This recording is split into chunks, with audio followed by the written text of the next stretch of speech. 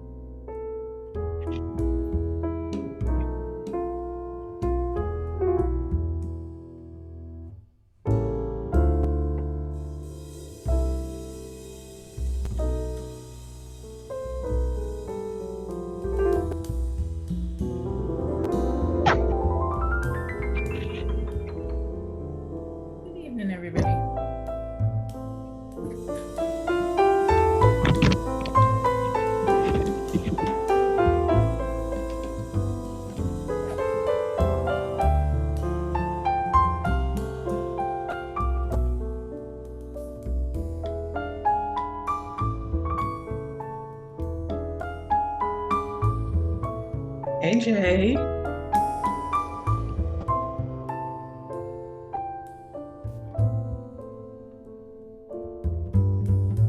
We're gonna need to see pictures of that baby, okay? When we're done. That's for you, Jay, Dr. J. Dr. J, who just had a baby.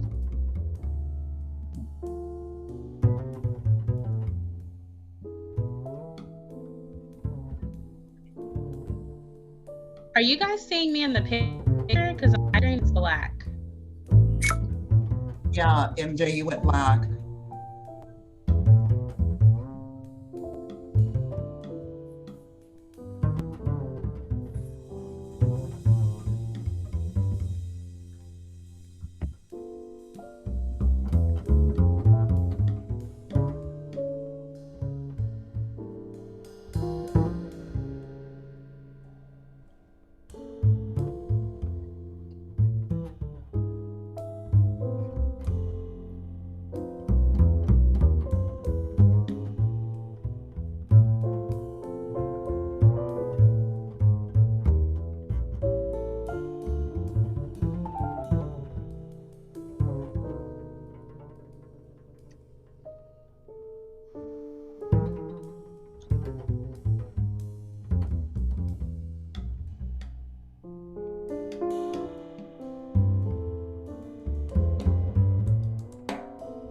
Hi, are we in private mode?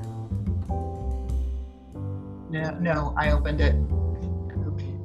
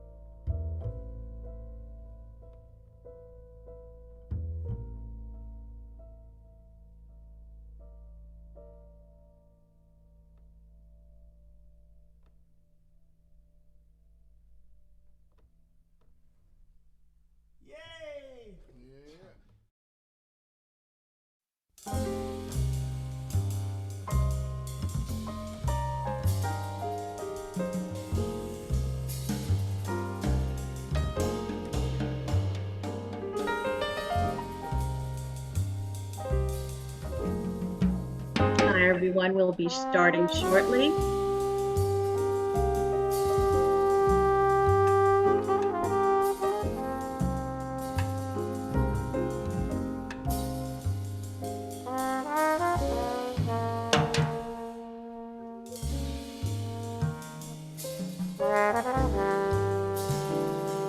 So we are at 6:30 p.m. and I think we'll give it about a minute. Thank you so much.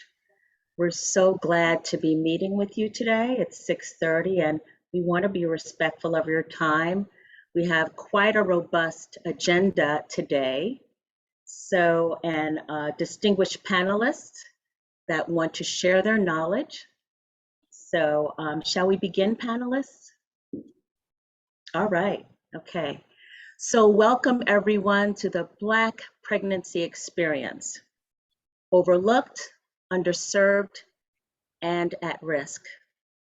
My name is Renee Byfield, Director and co-author of PQI's Speak Up Against Implicit and Explicit Racial Bias Education Program, supporting perinatal healthcare teams to create action plans and strategies for dismantling racism and achieving birth equity and respectful care, with the overarching goal to eliminate perinatal racial and ethnic disparities. I'm also CEO of Speak Truth to Power. I will be your moderator, and today marks the 5th anniversary of Black Maternal Health Week. This 7-day event is founded and led by the Black Mamas Matter Alliance, that's BMMA, a national network of maternal health, human rights, and reproductive justice leaders.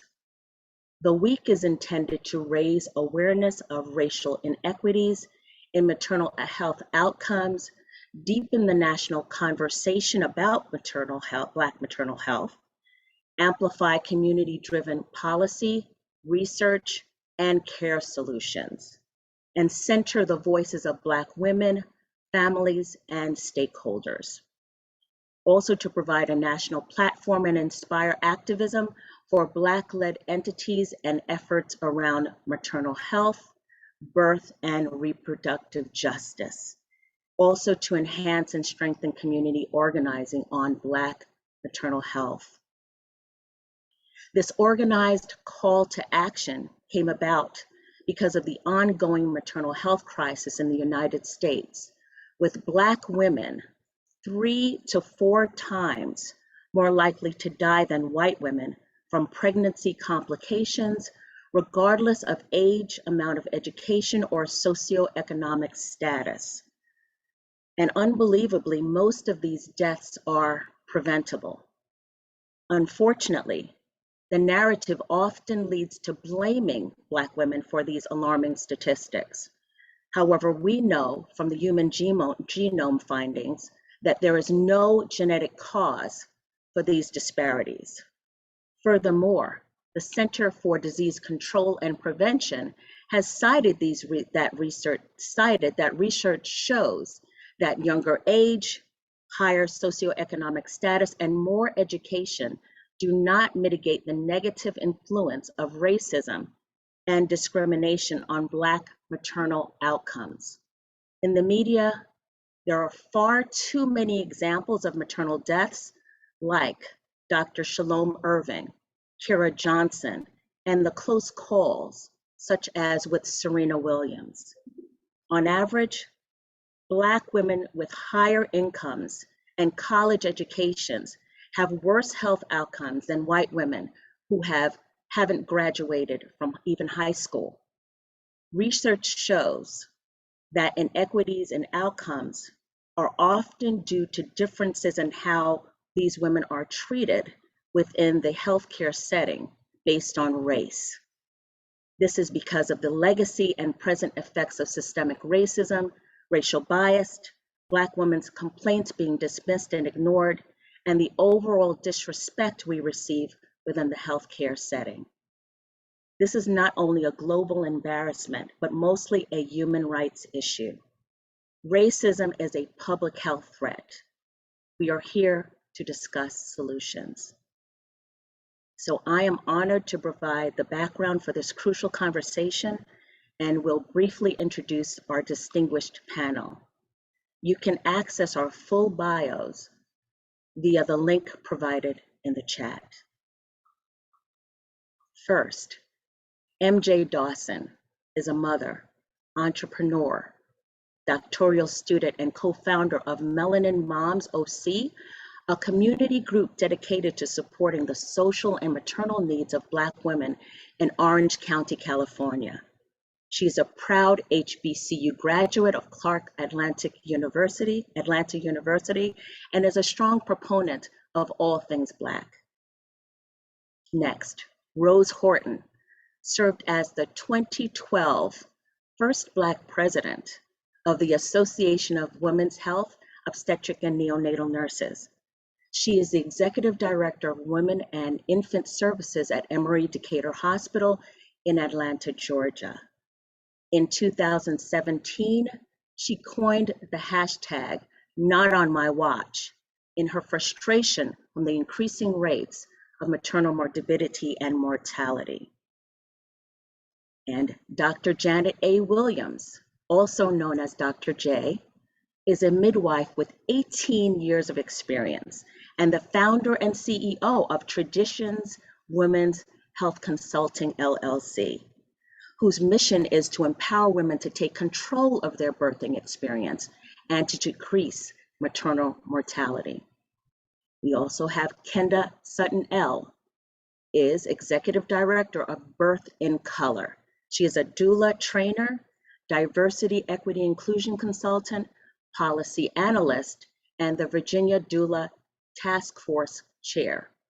She firmly believes in the power of redirecting your fears and anxieties into finding new, empowering ways to experience birth and parenting. And last but not least, Dr. Joanne Michelle Martin, also known as Dr. J, is a licensed physical therapist of 15 years, a doula, sex counselor, and the owner of JMM Health Solutions in Duluth, Georgia, specializing in pelvic, perinatal, and sexual health. So we will now begin our discussion. MJ, can you please share with us your birthing experience?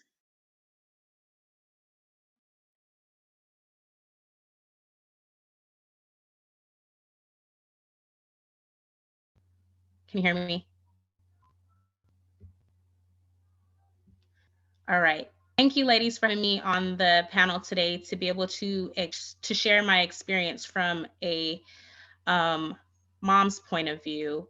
In January 2020, I became pregnant with my first child, my first pregnancy.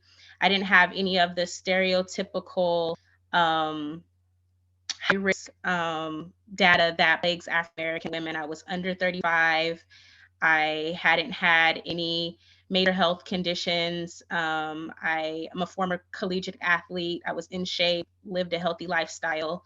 And I began to see my OBGYN immediately once I found out I was pregnant. So very early on in my pregnancy, I began receiving care. During my first trimester, I had a very hard time vomiting, couldn't keep anything down. And during the course of my visits with my OBGYN, as well as my primary physician, they recommended that I get perinatal care. So they put a request into my insurance provider for me to see a neonatologist and be followed very closely by one. Unfortunately, my first nightmare in my journey began with insurance. Both of my physician's requests were denied. They both did appeals. The appeals were denied, and we weren't given any reason as to why we were receiving these denials. But in the meantime, I was continuing to get care from my OBGYN while it was figured out.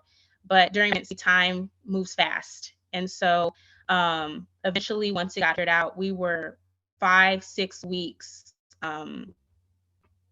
into the appeals process before I was finally able to get in with perinatal care. So once I got to perinatal care, I began to receive several setbacks with my pregnancy. My baby was not growing at the size that she needed to be at my time of my pregnancy. I had panels that revealed that I had protein in my urine, and I was also experiencing high blood pressure readings, particularly with the diastolic number. And at the time, my perinatologist recommended that we don't change much. She wished that she would have saw me sooner, which it wasn't my fault. I was advocating. I had my doctors advocating for me to get into her care, but I was held up by insurance. And she started me on baby aspirin and was hoping for the best with my blood pressure, is pretty much the gist of it. So at this point, we were already at about 21 weeks, and I was being told that pretty much, we wish you would have got in sooner. We wish we could have caught this earlier, XYZ. But other than going home on baby aspirin, I wasn't given other any other advice of things to do or things to do at home besides monitor blood pressure. So I had a blood pressure cuff at home, and I checked my blood pressure regularly. Between 20 weeks and 23 weeks, when my next appointment was, my blood pressure readings at home became very unstable, very up and down. And I went in again to see my doctor. And at that time, I told her, this is my log, this is what I'm experiencing. Um, Another panel revealed that my protein levels in my urine were so high, and there wasn't really any change of course of action. It was kind of like, well, let's just keep doing what you're doing. At today's visit, your blood pressure seems fine. So since we don't really have any alarms based on today's visit, we're just going to stick with the baby aspirin, and we'll see you in 3 weeks. 3 weeks never came. I was at 25 weeks, and it was the morning of my gender reveal. And I woke up that morning experiencing something with my body that I had never experienced before. I had extreme swelling across all of my extremities. My face was extremely swollen, my hands, my feet. To put it in layman's terms, it looked like I had just been attacked by a beehive. I had been stung by a hive of bees. I was scared. I didn't know what to do, but I also felt like I'm kind of 25 weeks in. It's my first pregnancy. I don't have anything to compare it to. Maybe this is just what pregnancy swelling looks like. I didn't know. So I have a very close relationship with my father. By this time, we were in the middle of COVID. It's May. And so this time was pretty much my own for my family during that time. So I phoned my father FaceTime, and as soon as he saw me, he said, oh my gosh, what's going on? That swelling isn't normal. You need to check your blood pressure immediately. So I checked my blood pressure. My reading was about 180 over 101. And he said, I'm calling 911. You need to get in an ambulance. You need to get to the hospital right away. I was really, really confused. I didn't understand, like, why I need to go to the doctor. I thought that, my father is a man. He's never pregnant before. He has adult children. He hasn't done this rodeo in a while. He's over exaggerating, being concerned. I was also a COVID mom, so I had been robbed of all of socialization that comes with pregnancy. So I was looking forward to my drive-by gender reveal. It was the first time that I was going to see friends and family pregnant. So I was kind of looking forward to that day. And so I didn't really take it as serious, in full transparency. I just kind of like, okay, Dad, we'll see. And I kind of put it to the back burner a little bit, but he called my fiance at the time, who was not home that morning, and kind of told him what was going on and that he was going to call to get an ambulance over. And my fiance immediately came home. And when he came home, he told me to call labor and delivery. We have the number on our refrigerator. And I called, and I was met with a triage nurse, and I explained to her what was going on. I gave her my reading, and she told me, well, you just might have a little anxiety today and excitement because it's your gender reveal. I would just run a bath. Maybe it can help your extremities go down with the swelling, get something to eat, relax a little bit, and check blood pressure in maybe about an hour. And an hour, if your blood pressure hasn't subsided, then let's back. I have an hour. I immediately began to feel sharp pain shooting up my body, was having shortness of breath. And my fiance immediately put the blood pressure cuff back on, and it was saying error, error, error. It wasn't even being my blood pressure. So in that moment, he made the executive decision that it didn't matter if gender reveal was today or not. The most important thing was saving our lives, you know, because something serious was going on. So he put the headlights on, rushed us in the car. We got to the hospital, and by the time I got to the hospital where they were doing the COVID check-ins, he explained the situation, what was going on. I couldn't breathe. I was having chest pains. I thought at any moment I was going to collapse, and I eventually did. I blacked out. But before I did, they did a blood pressure reading, and my blood pressure had skyrocketed to 220 over 118. It was like a scene out of Grey's Anatomy. They immediately an emergency button. Within minutes, I was upstairs, undressed, magnesium in my arm, monitors on my belly. Labetalol was being administered to me about every 10 minutes. And it later came out after the doctors couldn't do anything. They had been giving me all types of blood pressure cocktails to try to get my blood pressure down. It just wasn't budging at all. That they were going to have to perform a cesarean in order to save my life because I wasn't going to make it through the night. My oxygen levels were decreasing. I had an oxygen mask and everything, but nothing was working. And at that moment, I was terrified. I was scared. You know, I was only 25 weeks, and we were preparing to have a baby at that moment. And they came and eventually told us that I was having a severe preeclampsia episode with an addition of HELP syndrome, and that my fiance and I needed to, in a moment's notice, kind of get together because there was nothing that they can do, and decide that if I had a cardiac episode during the cesarean, but there was signs of life for the baby, who should we save? My life or the baby's? And so we had to make that decision also in a moment. It was chaotic. It was, you know, scary. And prior to um, learning about preeclampsia or HELP syndrome, I hadn't heard those terms. I didn't know what they were talking about. It was never explained to me during any of my OBGYN visits with my original care doctor or my perinatologist. So I didn't know what was going on. Eventually, we went ahead and got into the cesarean, and I delivered a baby girl, 1 pound, 6 ounces. And we went into post-op.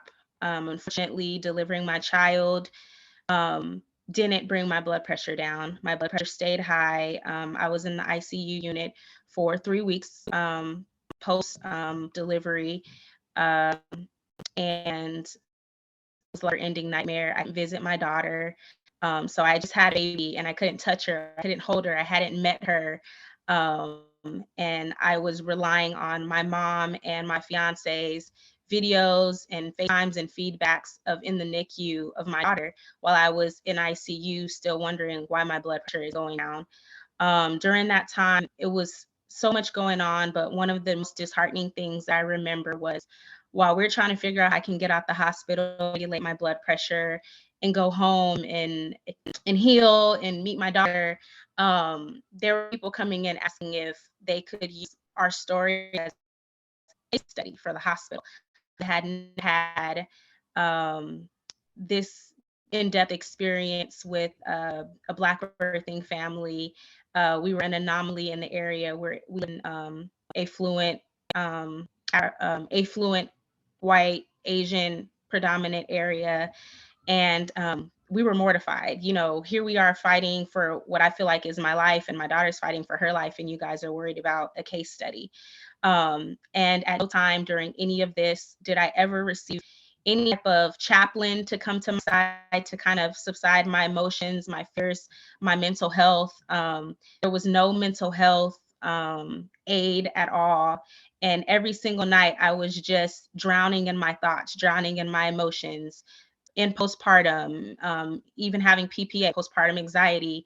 And I was living a real life trauma with no support. And my daughter went on to stay in the NICU for about 4.5 months. She came in May. We weren't due until September, and she did come home, ironically, on her due date in September. And this is just an experience that I will never forget. I'm still suffering from some of the trauma episodes that have happened. I still haven't recovered from the blood pressure. I'm now having to see a cardiologist. My blood pressure never went back to normal.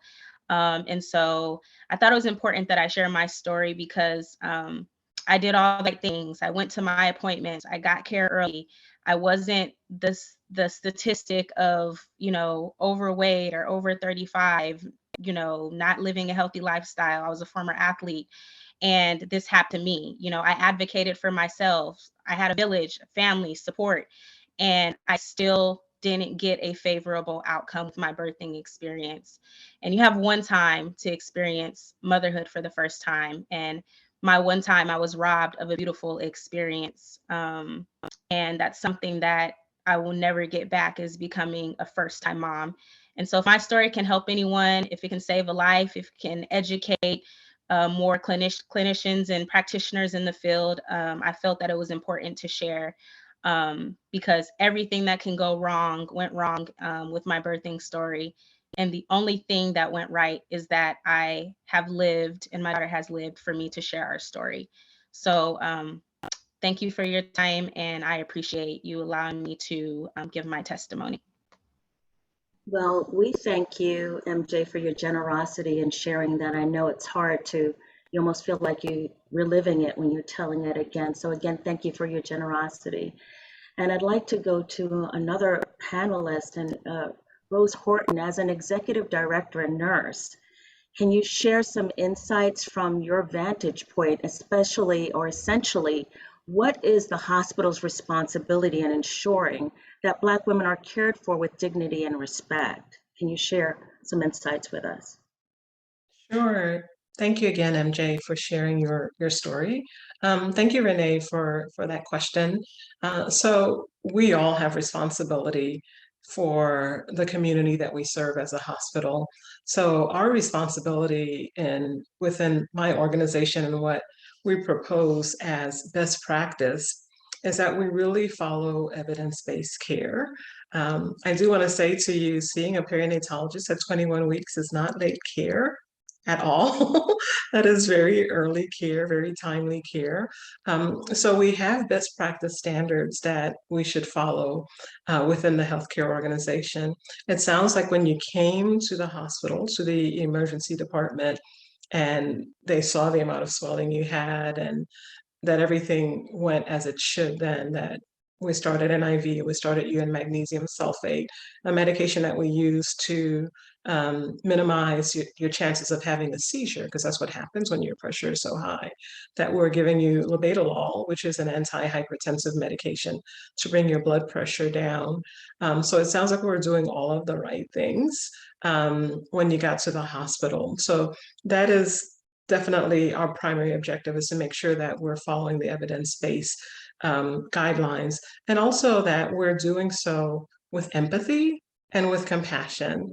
I've been a nurse for almost 30 years, and I've never been in a situation where we ask a patient to make a decision about whose life we're going to save. I have to tell you, I've never heard that before in my career.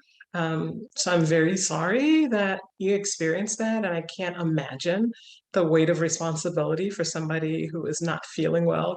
You can hardly breathe, you're swelling, you're anxious. So that is not best practice. Our objective is always we're going to save mom and baby. That's why we exist. So I'm sorry that that existed. Another really big responsibility for us and hospital organizations is that we make sure that we provide training to all of our staff, all of our nurses, all of our techs, all of our physicians and providers on how to be equitable in our practice, on implicit bias, to ensure that racism and bias is not playing a role in how we render care for our patients. As you mentioned, that you were in what sounds like a pretty homogenous environment, and you were truly the minority as a person of color. That's definitely an opportunity. I work in a very diverse setting, and that's a requirement for us that we do implicit bias training and that we're aware of our own biases and how it shows up. So I think that's another opportunity for all healthcare organizations to make this a priority, because Black people are dying at a disproportionately higher rate. And I'm going to turn it back over to you, Renee.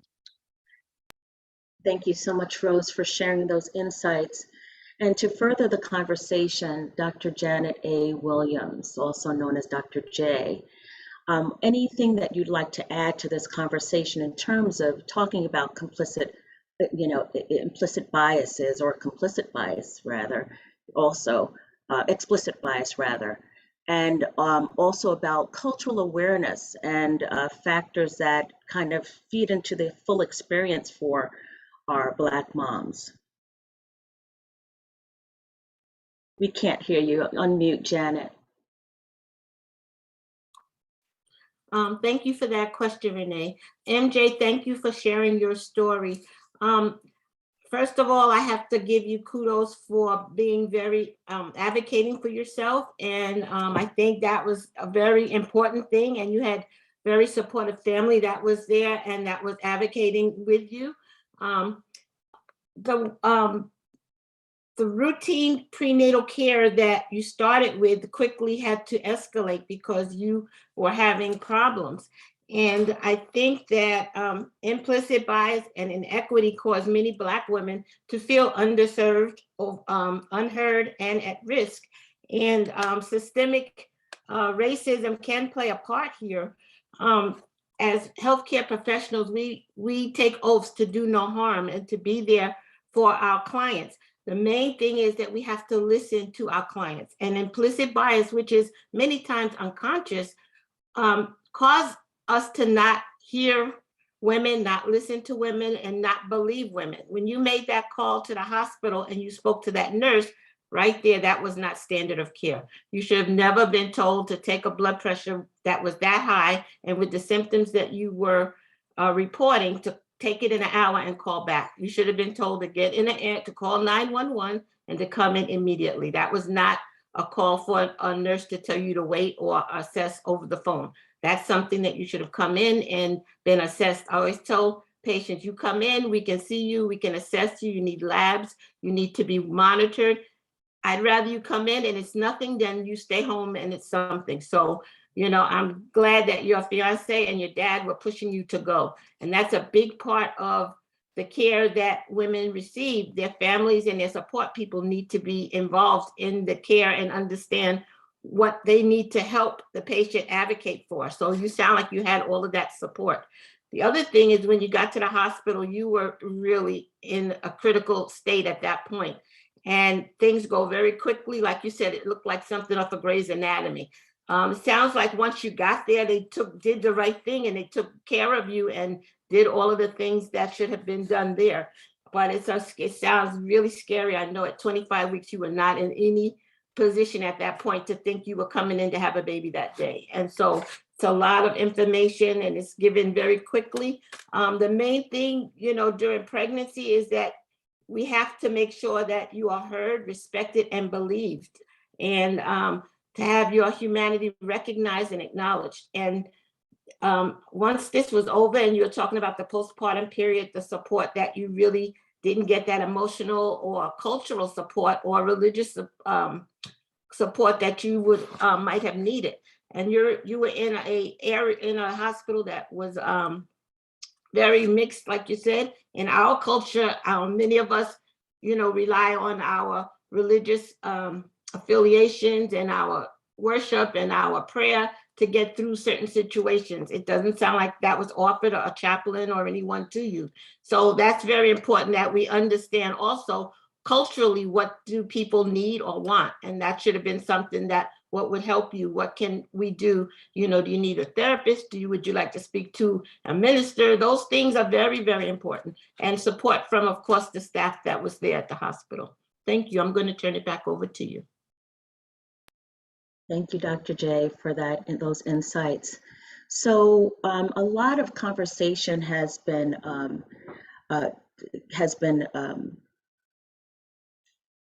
brought about in terms of the doula's role. And so, Kenda, could you touch on the importance of having a doula and how they can support our moms?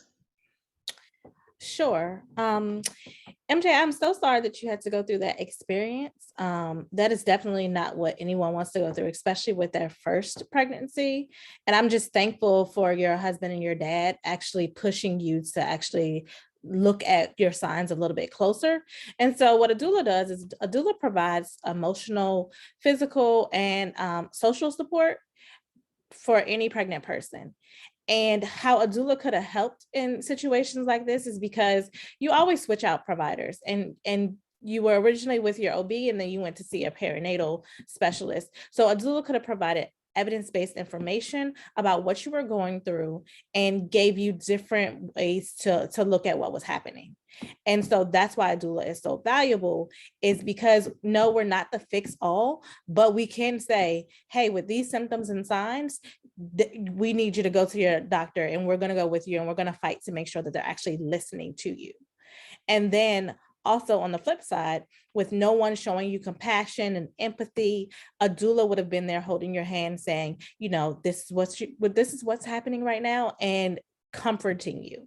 And then especially during the postpartum period, because you do have birth and postpartum doulas, and they would have been with you every step of the way to make sure that you were cared for in the postpartum period. Because when you look at maternal mortality, a lot of it happens in the postpartum period. So I'm thankful that you actually knew how to check your blood pressures, and you were educated in that way as well. So kudos to you that you took the initiative to log your blood pressure so that your providers could see what was actually happening. And they should have took that when they saw the log and saw that it was fluctuating and going up and down. They should have been able to pay attention to that a little bit more, to say, okay, something is happening and we need to act fast so that we could prevent what was happening, because this could have been prevented. The Grey's Anatomy scene could have been prevented had they actually listened to you. And this happens all the time, even in different situations where they're not listening to what's actually happening within you, because their mind, depending on where you are, is already trained to not listen to the Black woman. It's either we're more strong, or we're over exaggerating the pain, or the symptoms aren't correct, we're not logging properly. And so a lot of that could have been prevented had they just been listening to you. But I appreciate you being able to advocate for yourself and seeking the care that you deserved. Thank you so much for those insights, Kenda. Thank you so much. And now further conversation about adding to the doula discussion and touching on the importance of pelvic health and postpartum health concerns. Dr. Joanne, Michelle Martin. Dr. J, can you please add to the conversation? And I'm sorry that I butchered your name. I apologize. You're fine. You're fine. And I want to echo first and foremost what everyone has said with regards to just the standard of care, and just thanking God that you are here, MJ, and that you're alive to tell your story and help someone else who could possibly be in your situation in the future. Like Kenda said, doula care is very important. We are not the physicians, we're not the clinicians, but doulas probably will spend more time with you cumulatively during pregnancy, and if you do have one in the postpartum period, than the providers do, just for a number of reasons. When we look at the way our, our healthcare system is in terms of insurance, the length of time providers have, all those things, there is almost a rushed type of care that most people will receive. Doulas are going to be with you along the way to provide that education, to provide the information, to make sure that if something seems off, if something seems awry, they can, give you the encouragement to go to your provider, or if they do have familiarity with the providers, then they can go ahead and and help you communicate with them.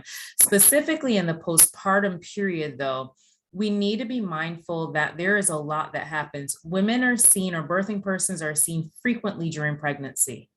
They're seen then at 6 weeks and then a year later. There is not enough follow-up care in our system.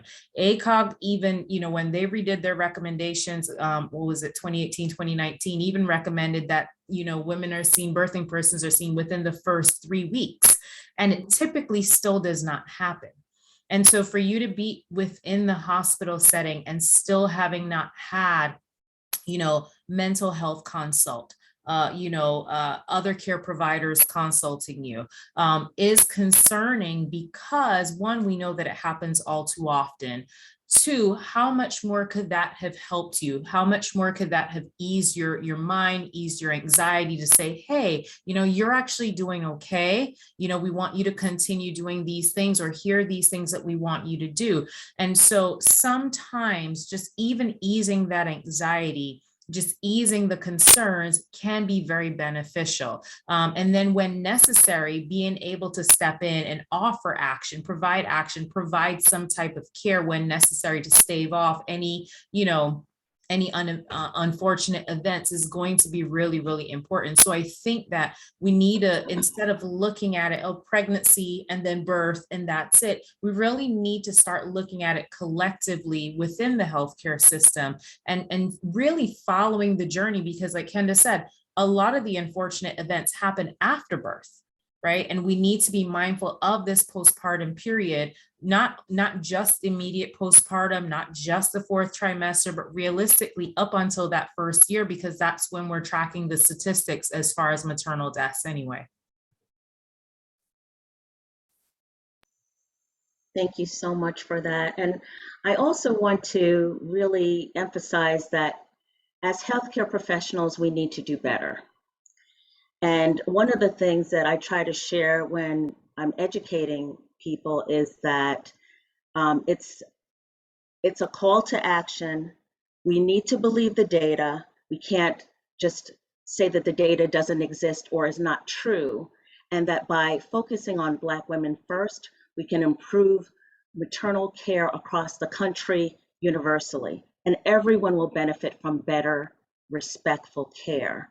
So I want to just emphasize that we're all in a partnership together to make sure. Unfortunately, we have to have these guardrails also, because we're in this mess and we need immediate fixes. And thank God doulas are available and ready, and having someone that understands your lived experience, I think, is a bonus as well. So thank you all. So would anybody like to ask a question of the panelist? If you could type it into the discussion box or the chat. Yes. Can I just, as you're Yes. garnering questions, I just wanted to make another comment.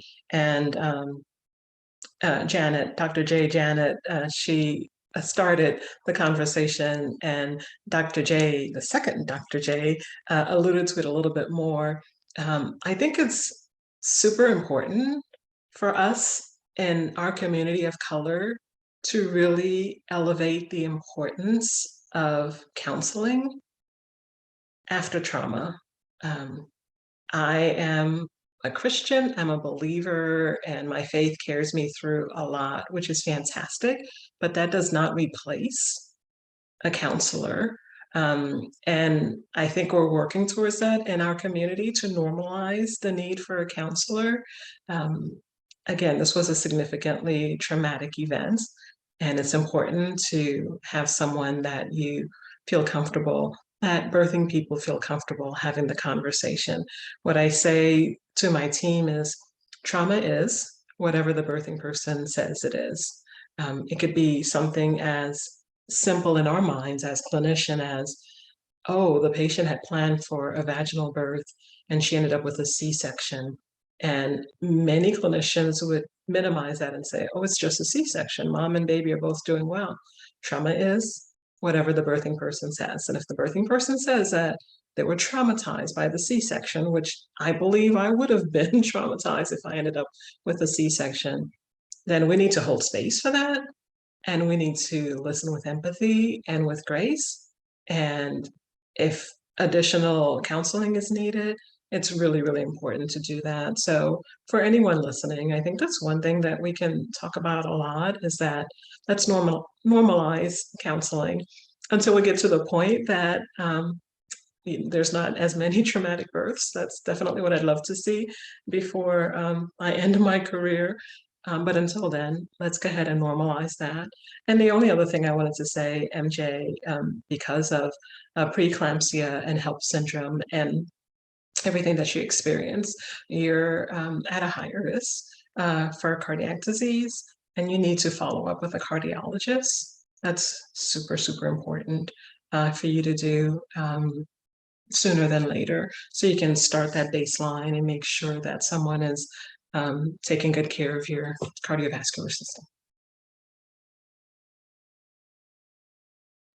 MJ, did you want to share anything else about, because actually you are getting that care, and I when you told me your story initially, along with the horror of the events, I was really glad to hear that you are getting that follow-up care, because a lot of the time clinicians do not know the ramifications of what has happened to you and the aftermath of it. And thank you, Rose, for bringing that out and the importance of follow-up care with that. Yes, my perinatal doctor is actually a cardiologist as well. And so during my postpartum visit with her, she did echo the same thing that you said, that I am a high candidate for a cardiovascular heart disease or cardiac episode in the future based on what happened. And so she immediately put in a referral to my insurance for me to also be able to see her specifically, because she was experienced with my birth as well. She served as my OBGYN. So we had a duality at the hospital in cardiology and perinatal care, which is rare, but that was the thing that did work out in my benefit during postpartum. And then one of the downsides was I didn't get a lot of support for postpartum depression or postpartum anxiety given. It wasn't like how the lactation consultant automatically comes into the room and gets you to breastfeed because it's so important. I had to seek it out. So I did start therapy eventually, but it didn't start away, because when I left the hospital, my mind automatically went to the NICU, and now my daughter's fighting for her life. And so, the NICU journey is another trauma journey in itself. You come in with moms with babies that were healthier than yours and they don't make it. And then you see that and you lose hope to think something's going to happen to your baby.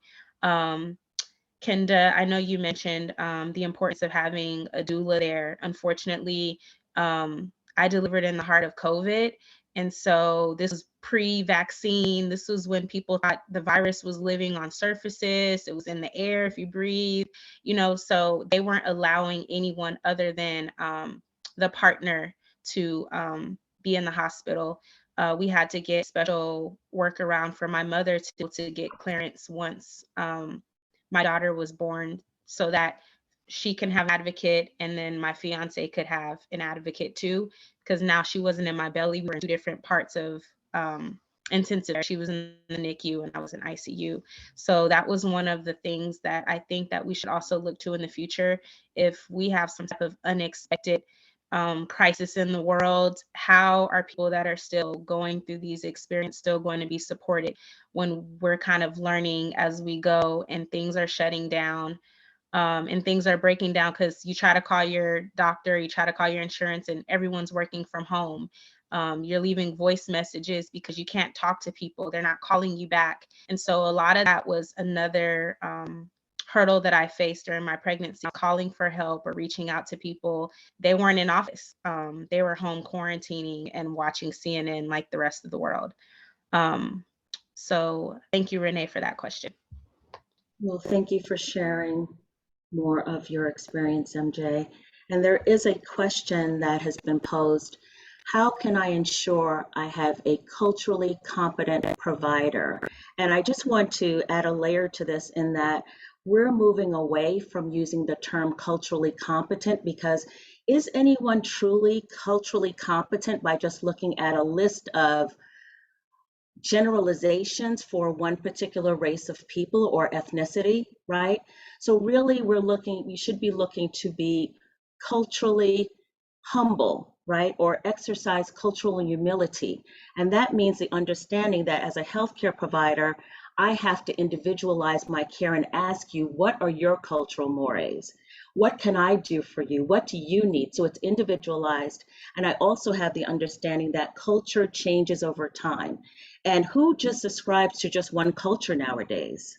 Often we're mixes of different types of ethnicities and all of that. So individualizing that care is important. I would recommend, frankly, interviewing your provider ahead of time if as you're early on in your pregnancy, so that you are getting an understanding of where they stand on different things and really have those questions ready. Anybody else want to add to respond to this question before I go to the next one, because we do have another one. I would like to respond to that question. Making sure that definitely interviewing the provider. They essentially work for you. And I can't express that enough, that you don't work for the provider works for you. So you can interview them, you can look up their data, the statistics, all of it should be public record. If you have a local health department, you can actually seek out, okay, can you tell me this doctor's C-section rates? Or the biggest thing you can ever do is word of mouth. Ask someone who's had a provider before. It's like, what was your experience like with this provider?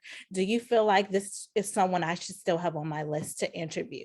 Don't go off of everyone's recommendation, because everyone's experience is not the same, but it gives you some type of guidance to follow when asking about certain providers. And also, when you have that interview, don't be afraid to ask certain questions. Because that's going to be extremely important when you're thinking about how to find certain providers. Asking them, have you had any racial bias training? And if so, do you mind telling me the organization you had the training with? Because racial bias and implicit bias training is really, really popular. But when you look at who's doing all of these trainings, it is still not going to be a real racial bias training, depending upon what that instructor looks like. And so I'm trying to raise awareness to what you said, MJ, when the pandemic happened, because here in Virginia, we was met with that, but then we advocated, we used news and everything to make sure that doulas were still allowed and that our moms were not by themselves. And so trying to make sure everybody's on the same page as far as raising that awareness is going to be extremely important when it comes to helping save our community. Excellent points. Thank you so much, Kenda. And we do have another question. What if I feel as if my provider is not listening, hearing me? Panelist, who'd like to respond to that? This Dr. is J. Yes. I think that if a provider is not listening to you, the first thing you do is you call them out on it and you say, I don't think you were listening. Can you repeat to me what I just told you? Okay. There are times when all of us can be listening and the phone rings, somebody knocks on the door and your mind goes somewhere else. Call them out on it first. And if they say, I'm sorry, can you repeat what you said? They should be able to repeat what you said and make sure that they heard what you meant. Like you you were speaking with them, did they actually understand what you meant? If they didn't, you're going to clarify it for them. They should take the time to make sure that in the end of this conversation, they do understand what you're saying to them and what your needs are. If you have a provider that is not willing to do that, or that just dismisses you, then it's time to look for another provider. Don't stay in a pregnancy and a whole prenatal care with someone that's not listening. So like you said, you started prenatal care early. That's great. You want to make sure that you and that provider are in sync with each other. And you have to have a trust in that person. And that happens over time. We know that you don't automatically walk in a room and completely, trust and connect with a person, but you should feel comfortable that this person will listen to you, will hear you, will believe you, will ask you questions, will find out what are your needs, what are your desires. And then that person you'll get to trust. And that is so important, because as the pregnancy progresses, and especially in an emergency situation like you had, you were able to trust when your provider told you what was necessary to save your life and to save the baby's life. So that absolutely. was And you did a great thing. And I'd like the panel, this is a really crucial question. What are the symptoms of preeclampsia? Okay. Janet, I'm sorry, Dr. J, can we let another panel member possibly add to this? Anybody else want to respond? Anybody else? Okay, I guess the floor is to you, Dr. J. So maybe the typically two Dr. J's. Typically with preeclampsia, you typically will have blood pressure issues. That's usually one of the most noticeable signs. Typically when you go into the doctor's office and they're testing, they're going to see proteins in the urine. Some people may notice swelling. Some people may have headaches. Some people may have blurred vision, things of that sort. What people need to recognize is that you can have preeclampsia and none of these symptoms are there. None of these symptoms may be apparent, and or they may be present but mild. So how many times has it been a long day? You're pregnant, you're still working, you come home, you're tired. I got a little bit of a headache, right? We don't think, oh my God, I have preeclampsia. We think, I'm tired, let me just go sit down and rest for a second. Oh, wait, I got a little bit of swelling.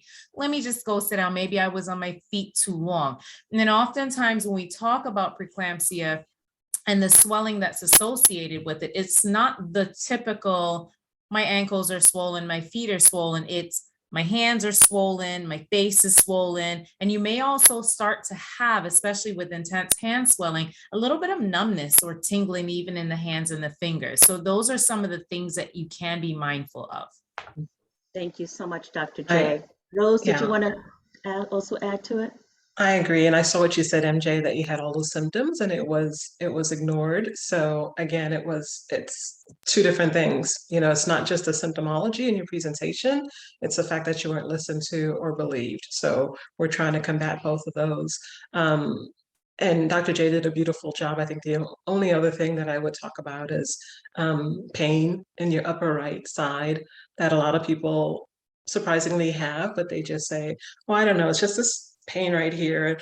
And us as clinicians, when somebody say I have pain right there, it gives me pain right here. When people say that, I'm like, oh my God, I know what that is. Your liver is not very happy with us. But all those things, and especially with the edema, it's not the usual dependent edema that pregnant women will get. It is going to be in your face. It's going to be in your hands. You can't wear your rings anymore. So Dr. J did a beautiful job explaining that.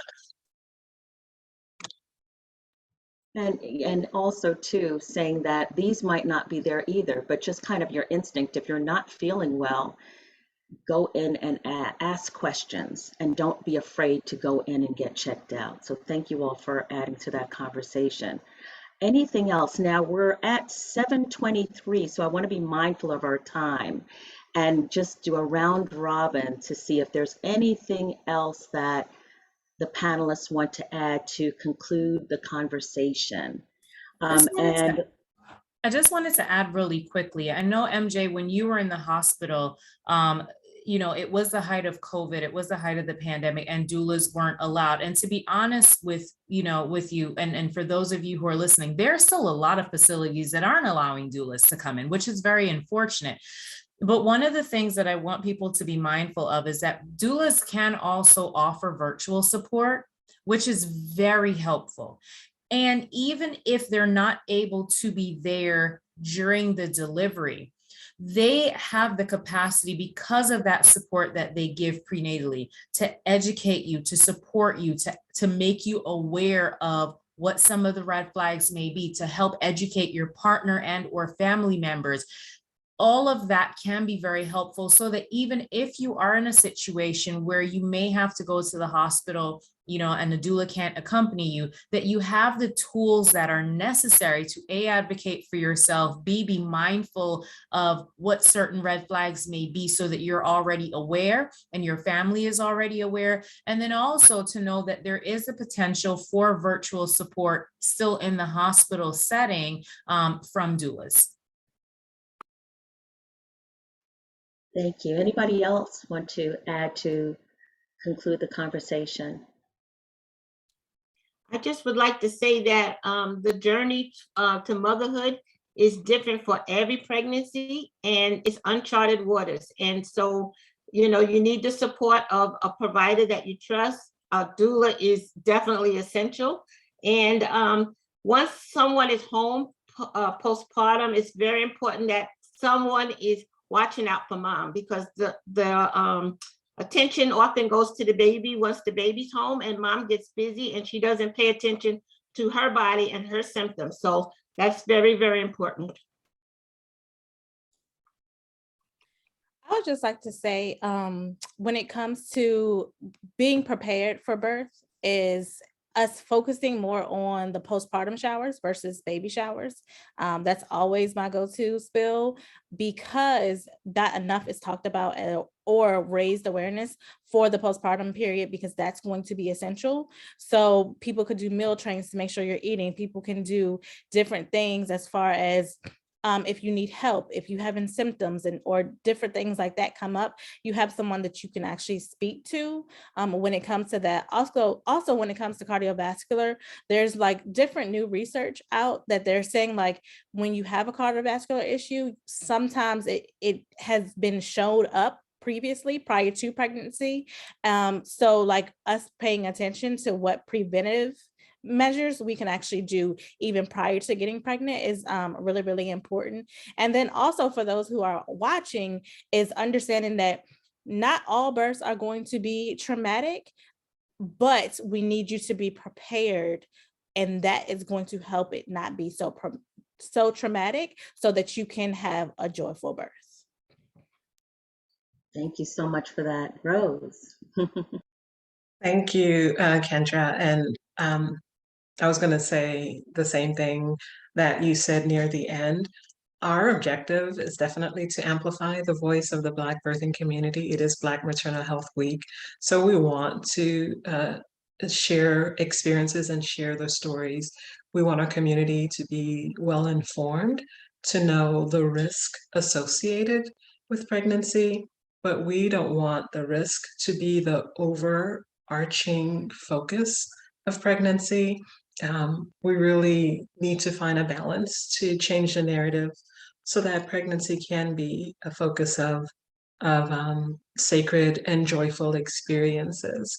Because when you enter into pregnancy with so much anxiety and so much stress, all of that cortisol that's coursing through your body, it's not the best thing for you. So it's really important to us and to find that balance, because I would love for everyone to say, wow, this was really great information. I feel very informed. I own my voice now, and I'm going to enter into pregnancy with joy, and into pregnancy understanding that it is a sacred experience. So that's my only final thing. Let's not let that be the overarching, but also opportunities for a joyful and sacred birthing experience. Thank you so much, Rose. And I echo the sentiment. Thank you, panelists, for all of your thoughts. And oh, MJ, did you want to say I anything? had one thing that I wanted to jump in and say. Yes. Yes, I did want to say, just from my experience, one of the takeaways that I would let people know is to make sure your advocates are just as prepared as you are. That's one thing that I feel saved my life, that I was very open after all of my appointments with my partner, with my parents, about what was going on when anything didn't feel right, or if I was having, pain at night. Leading up my swelling, I started to get like carpal tunnel in my hands. And I even told my doctor that, and they told me to order gloves on Amazon. So I literally have a drawer full of carpal tunnel gloves because my hands were stiff up prior to the 25-week mark. So I had all the symptoms, but my family knew what was going on. So if I would have had the unfavorable outcome, at least my family would have been equipped to know everything that went on with me, because I was sharing with them. They could advocate, they can speak on my behalf. My family was able to get to the ER and say, when I couldn't breathe, I was having chest pain, this is what's going on, this is what her blood pressure was, this is what we did today. So I would say it's very, very important for the mom to not only be knowledgeable, but make sure your village is knowledgeable. Make sure that you're sharing things, even if you have to journal things, and keep a log of, I had a severe headache tonight for the third night in a row, when it's hit, what you're taking, what worked, what didn't, because you'll never know. It's just those little things that could possibly save your life or possibly make a difference. And then also say, if when you go to your doctor's appointments, also try to, if you can, voice record them, because sometimes you'll forget the information. You'll get so excited looking at the baby or certain things, you'll miss information. And men typically don't understand what's going on. They're there because they're the dad. So you want to make sure that you're either taking notes or that you're able to have some type of audio of what's going on, so that if it's questions that you may not have asked in the moment or something you need to look up at home, always be able to understand what's happening in your appointments at all times. Thank you so much, MJ, for closing us out. And thank you, panelists, for your wisdom and insights around this important topic. And thank you all for attending. And that's the end. Thank you. Have a great evening.